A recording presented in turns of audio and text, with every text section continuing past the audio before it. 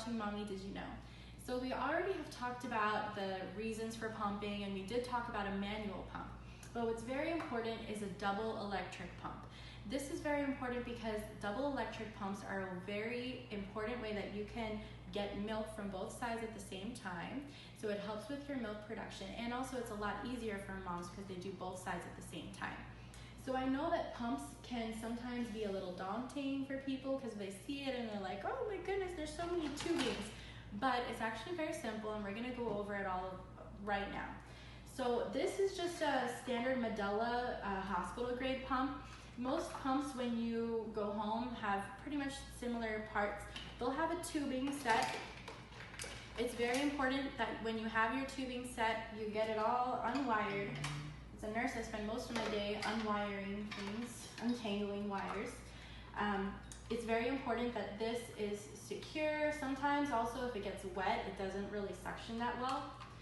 So then you make sure that it's secure down in here and then here as well. You make sure it's secure here and here as well. So they're both secure. I'm going to close it. Most pumps would have a similar mechanism of having this tubing.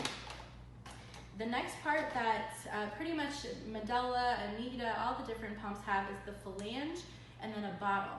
I'm using small bottles because most of the time women after they deliver, they're not exactly going to be in like the movies, like how the movies show that the milk is flowing all over their place.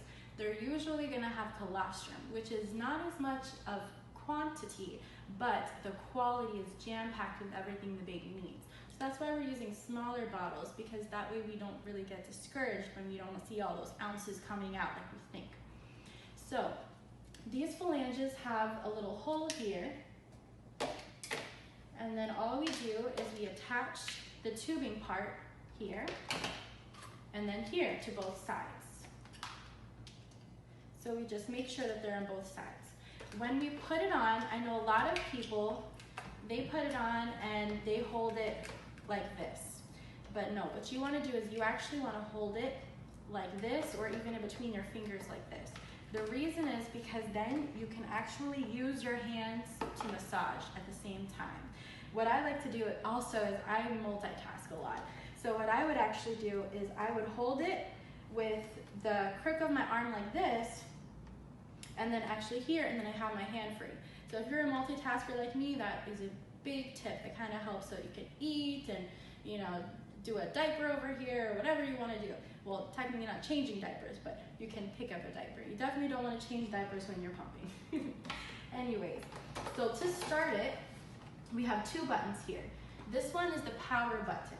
So that obviously just turns it on and off. The other button that we have is here. This is the initiate button. This initiates just like a baby. So basically the baby will start suctioning rapidly and shallow, and that's what the pump does. And then it has a cycle that stops on its own about 15 minutes. Most pumps have that same cycle. The next part is very important, and that's the force and the intensity that you can control with this dial here. So you can actually hear how strong it's sucking. So you don't actually need to have the force that strong. Usually start it off in like 2 or 3.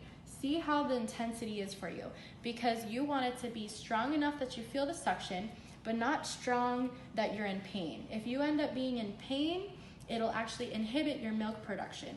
So you want to have strong enough that you feel the difference, but not so strong that you're going to be in pain, obviously. So when we have that, we just put the phalange on, and you make sure that the nipple's in the middle, right here, that the nipple's in the middle and it's not facing the walls. What you'll notice is as you start pumping, your nipple does get a little bit bigger, so it might end up hitting the walls sometimes, but as long as when you start out that it's not hitting the walls, you want to make sure it's in the middle. If for whatever reason your pump is not suctioning, what I like to do is I make sure that this is completely in. So you make sure that both sides are in. You make sure that this is completely attached. And I'll even see here to make sure that it's pumping and suctioning, which it is, and all of those are attached. If that still is not working, I open up here, and I will actually check to make sure that this is completely attached and that this is as well. What you'll notice is this sometimes sometimes if it's not cleaned correctly, gets a lot of gunk inside, milk gunk, and then that can stop the suction as well. So you definitely want to check that. I hope that this video helped you out. In the next video, we're going to be talking about how to clean your pump, which is equally as important to protect your baby from milk contamination. Thank you so much for watching, and follow me on mommydidyouknow.com.